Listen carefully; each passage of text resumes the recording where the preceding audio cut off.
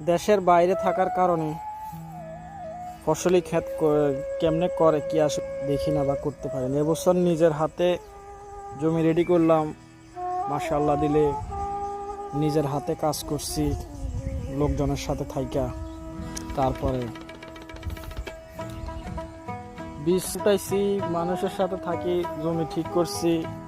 তারপরে এই রোয়া পর্যন্ত এখন পানি টানি দিছি, সার টাপ দিছি, মশলা দিলে এখন আল্লাহ জায়েদ আলহামদুলিল্লাহ ফসল দেখা যাইতেছে। মাশাআল্লাহ দিলে খারাপ না। তো এবছর বৃষ্টি না হওয়াতে বিলকুলই বৃষ্টি ছিল না, একদিন হয়েছে তাও হালকা একটু, সেই জন্য এত একটা ভালো হয় নাই ধান মানুষের। যাক তারপর আলহামদুলিল্লাহ খারাপ না, ধান মাত্র আসতেছে।